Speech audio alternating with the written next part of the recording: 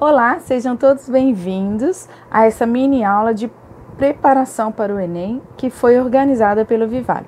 Eu sou a professora Luciana Maciel e agora nós vamos falar sobre a Expedição da Cruz, ou como conhecemos hoje, as Cruzadas. Então, o que vem a ser Expedição da Cruz ou Cruzadas, como nós chamamos hoje? Bem, elas foram expedições militares voltadas contra os infiéis. Elas foram legitimadas pela Igreja e todos aqueles que se comprometessem com a causa seriam então beneficiados com bens espirituais e materiais. O principal benefício espiritual que era concedido ao cruzado era a indulgência. E no que então consistia essa indulgência? Bem, ela dava o perdão a todos os pecados dos cruzados. Tal benefício era de extremo interesse, pois eles estavam expostos a constantes guerras, ao pecado e a crimes. Então, fazer o voto dava ainda a esse cruzado o direito de proteção da Igreja, os juros devidos ficavam suspensos e as dívidas dos cruzados podiam então ser pagas quando eles voltassem da cruzada. As cruzadas foram incentivadas pelos papas ou através de clérigos, porque o objetivo real da cruzada era cristão. No entanto, as operações militares eram ordenadas pelos reis ou senhores feudais, e todo esse contexto militar era sempre acompanhado por um legado pontifício, o que ainda dava margem para uma certa perda de controle papal. Então, você deve estar se perguntando: quem financiou tudo isso? Bem, as cruzadas foram financiadas de várias maneiras. Pela Igreja, pelos nobres, através de donativos, através de taxas e até de empréstimos. E então, quem eram os cruzados? Os guerreiros? Não, elas não foram feitas somente por guerreiros. Muitas famílias que estavam em busca de indulgência, incluindo mulheres e crianças, vendiam tudo que tinham e partiam em busca do perdão através dessa que ficou chamada de Guerra Santa. E isso acabava fazendo com que eles se tornassem então soldados de Cristo e acabassem então marcados pelo sinal da cruz. Um desses sinais, dessas marcações, era feito através de uma cruz recortada no tecido que era aplicada na roupa do cruzado. Era uma maneira de se identificar, então, um cruzado. Foram as transformações espirituais e materiais que suscitaram as cruzadas. Isso aconteceu em meio a uma sociedade na qual o pecado e o crime assumem o mesmo nível. E a Igreja possui, ou objetiva possuir, o poder dominante sobre essa sociedade. E com isso foram então se criando condições para realizar as cruzadas. O contexto material se dá naquela nobreza despossuída que estava em busca de obter poder através da aquisição de terra. E a Igreja então acaba promovendo esses movimentos de paz que procuram então defender as pessoas e os bens da Igreja. A Igreja era a maior interessada nos movimentos de paz. Estes levaram a guerra para outros locais e pacificaram a cristandade latina. Nesse cenário, em 1095, Urbano II profere o famoso discurso que veio dar início às cruzadas, com o objetivo de agregar guerreiros nobres e tomar a Terra Santa. Nesse movimento, os guerreiros podiam, então, alcançar a salvação sem abrir mão da sua lança e do seu cavalo. Contudo, o discurso de Urbano II acaba atingindo também o campesinato. Então, todas as classes se viam como eleita para participar das cruzadas. Mais do que lutar e conseguir o perdão dos seus pecados, eles queriam então garantir o seu lugar no céu. Urbano II colocou em movimento as mais diversas forças sociais. A relação entre homem e Deus ganha o caráter de relação entre vassalo e senhor feudal. De um lado é concedida a terra e do outro se cobra os serviços militares e a fidelidade. Para os cristãos, eles estavam desempenhando o papel de restaurar a Terra Santa, libertar os cristãos dos muçulmanos e se colocar a serviço de Deus, enquanto que para os árabes essa tropa que marcha rumo às suas terras tem por objetivo usurpar o seu território e são vistos por eles como bárbaros.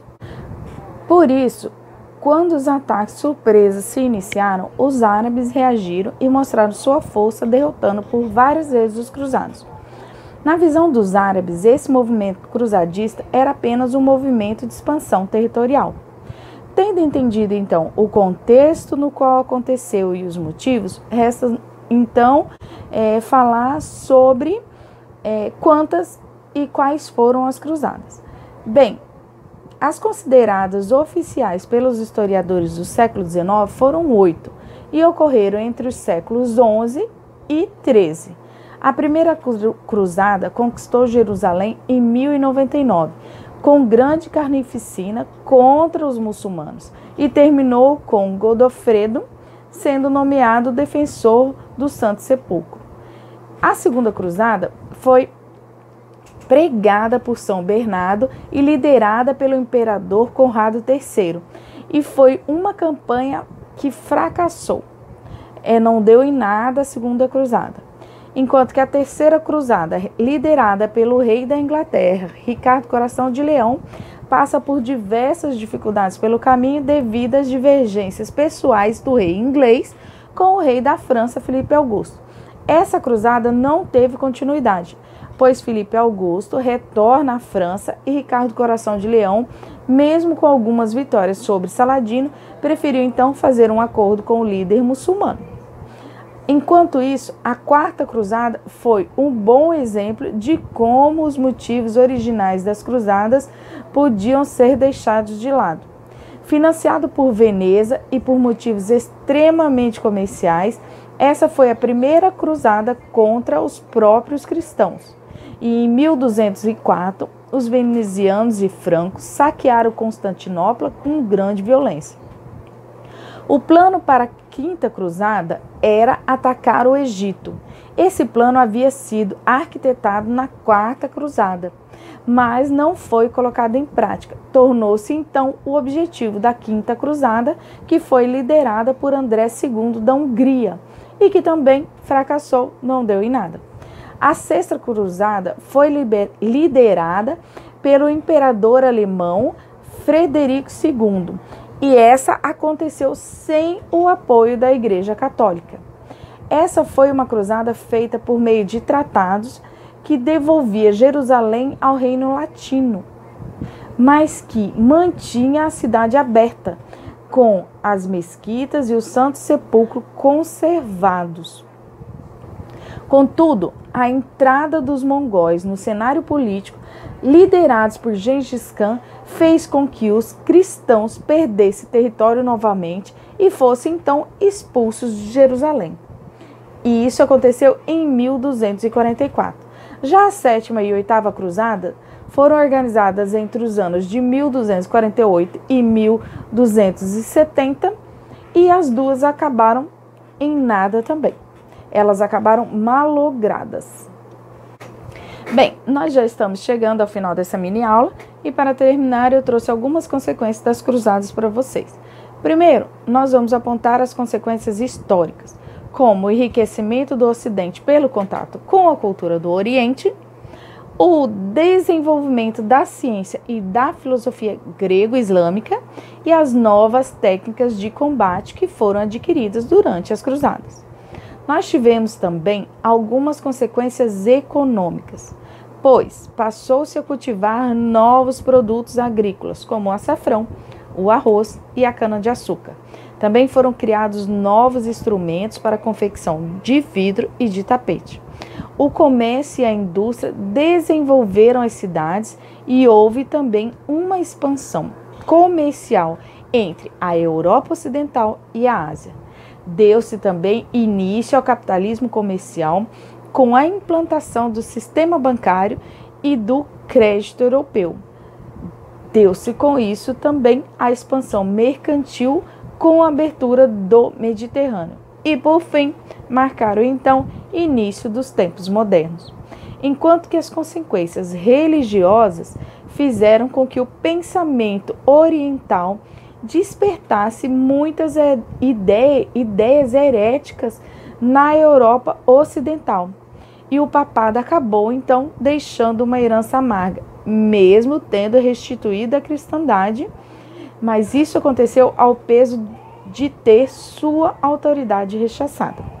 Com isso, nós encerramos aqui a mini aula sobre as cruzadas.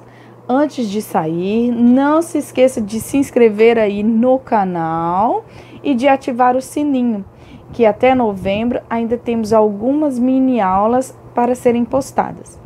E você não quer perder.